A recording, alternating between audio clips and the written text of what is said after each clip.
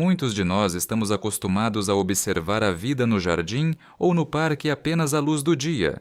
Vemos o donfaf vibrante saltando de galho em galho, as chapins verificando freneticamente o comedouro e os pardais sumindo entre os arbustos. No entanto, assim que o crepúsculo se intensifica e o sol se põe, algo estranho acontece. Em apenas 20 ou 30 minutos, todo aquele espaço animado parece morrer. Os comedouros ficam vazios, o chilrear cessa e a impressão é de que os pássaros simplesmente evaporaram, deixando apenas o silêncio. A maioria das pessoas acredita erroneamente que as aves voam para algum outro lugar ou que cochilam sem rumo nos galhos vizinhos, esperando o amanhecer. Contudo, a realidade é muito mais surpreendente e meticulosamente planejada pela natureza.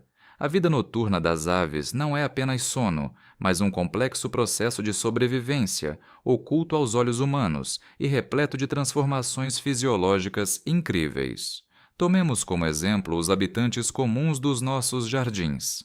As aves não escolhem um local de repouso ao acaso. Sua estratégia depende da espécie e das condições climáticas.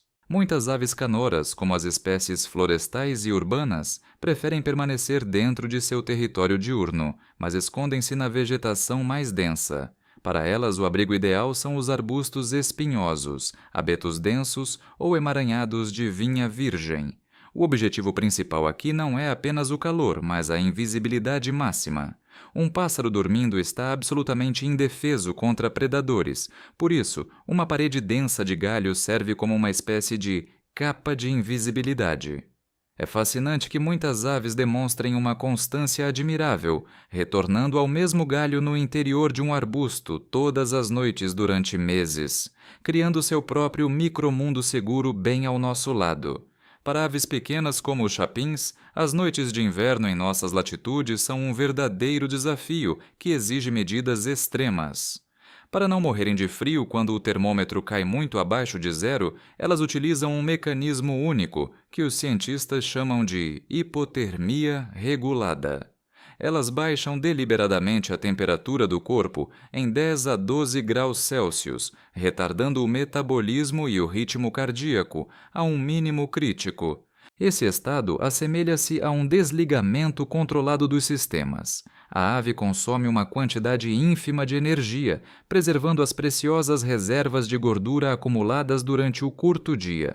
Imagine uma criatura minúscula, pesando o equivalente a algumas moedas, que todas as noites equilibra-se no limite entre a vida e a morte, transformando seu corpo em um dispositivo de economia de energia altamente eficiente, apenas para alcançar os primeiros raios de sol. Nesse cenário, o local de repouso atua como uma garrafa térmica, aumentando as chances de sucesso. Chapins e outras pequenas aves buscam ativamente cavidades, antigos ninhos de pica-paus ou até fendas em fachadas de casas e caixas de ninhos. Dentro desse espaço confinado, as paredes retêm o calor irradiado pelo corpo minúsculo e protegem contra o vento gelado. Quando uma ave entra em tal abrigo, ela calcula cada miligrama de calor com precisão incrível. Por isso, é fundamental entender que as casinhas de pássaros deixadas nos jardins para o inverno não são meras decorações para a primavera, são infraestruturas vitais, hotéis de sobrevivência que salvam centenas de vidas aladas nos invernos mais rigorosos, onde um galho comum se transformaria em uma armadilha mortal. Algumas espécies de aves que durante o dia agem como convictas solitárias ou guardam rigorosamente o seu território mudam radicalmente o seu comportamento ao cair da noite. Nas nossas regiões, isto é frequentemente observado em pequenas aves florestais ou nos chapins e trepadeiras. Se no verão o macho afasta furiosamente qualquer concorrente do seu ninho, numa noite rigorosa de inverno, todas as velhas mágoas são esquecidas em prol de um único objetivo: não congelar. As aves agrupam-se em bandos densos, encostando os corpos uns aos outros em abrigos apertados, criando uma bola de calor viva. Nesses momentos, o calor coletivo torna-se a única forma de sobreviver. A temperatura dentro de tal grupo pode ser vários graus superior à exterior, o que é crítico quando um frio intenso estala fora das paredes do oco da árvore. É um exemplo admirável de pragmatismo natural, onde o instinto de autoconservação suprime completamente a agressividade e a territorialidade. No entanto, mesmo em sono profundo, uma ave nunca se desliga totalmente do mundo ao seu redor. As aves desenvolveram uma capacidade surpreendente, conhecida como sono de ondas lentas uniemisférico. A essência deste fenômeno é que a ave pode dormir, literalmente, com um olho aberto.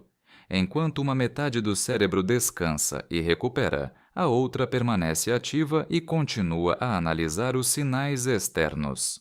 O olho aberto varre o espaço à procura de movimento ou da aparição de um predador. Após certos intervalos de tempo, os hemisférios trocam de papel para que o cérebro descanse uniformemente. Esta estratégia permite que a ave esteja num estado de monitorização constante, permanecendo meio acordada. Se alguma vez tentou aproximar-se silenciosamente de uma ave a dormir num galho e ela voou instantaneamente, foi o seu hemisfério de plantão que funcionou. Este sistema de segurança trabalha de forma ainda mais eficaz quando as aves pernoitam em grupos, como fazem, por exemplo, os patos em lagos urbanos que não congelam.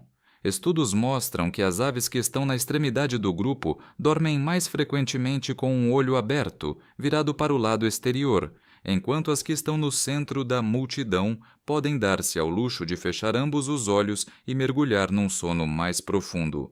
Desta forma, todo o bando transforma-se numa rede sensorial única.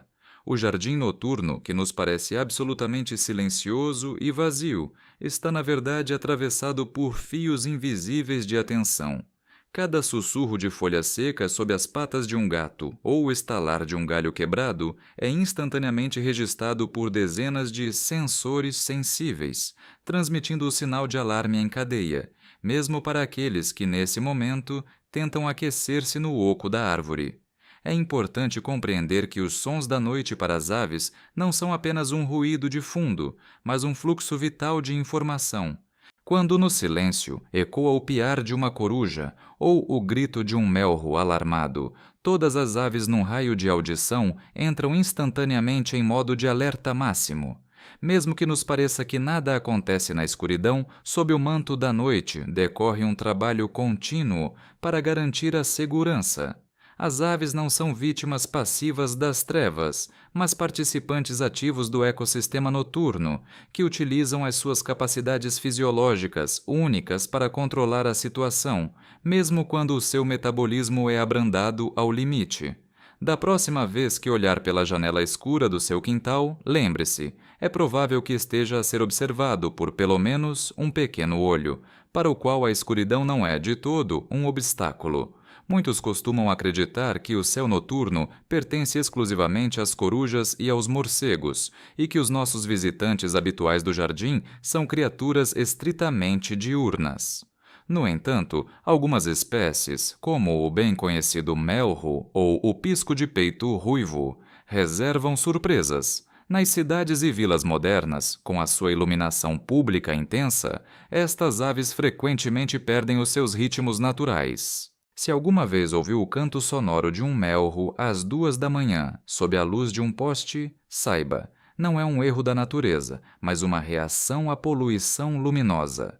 A luz artificial engana o sistema hormonal das aves, fazendo-as acreditar que o amanhecer já chegou.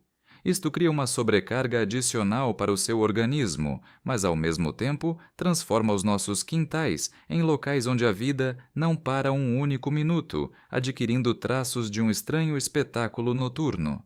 O mais impressionante acontece 2 vezes por ano, na primavera e no outono, quando começa a grande migração. Enquanto dormimos tranquilamente nas nossas camas, o céu sobre as nossas casas transforma-se numa superestrada movimentada. Uma quantidade enorme de espécies que estamos habituados a ver durante o dia nos comedouros ou parques realizam, na verdade, os seus voos de longa distância sob o manto da escuridão.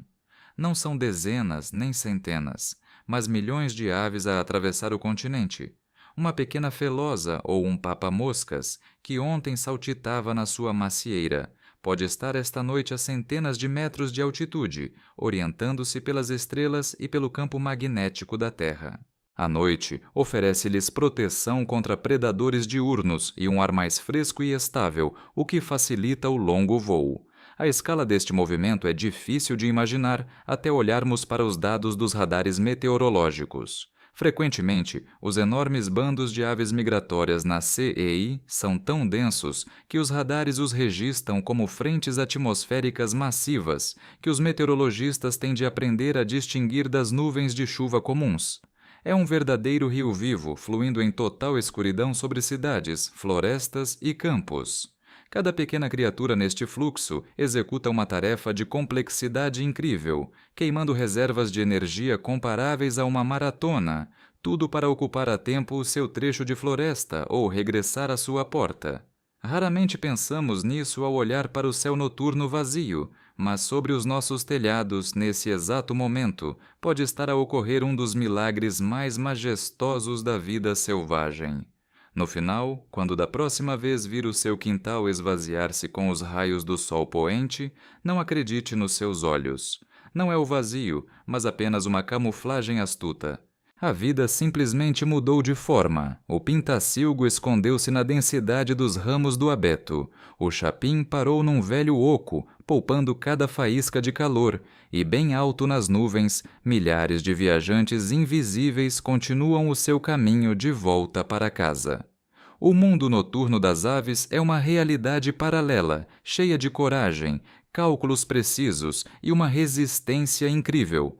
Agora, sabendo o que acontece além do visível, olhará para um simples pardal ou melro com um novo respeito, compreendendo por aquilo que eles passam todas as noites para, ao amanhecer, o saudar novamente com o seu canto.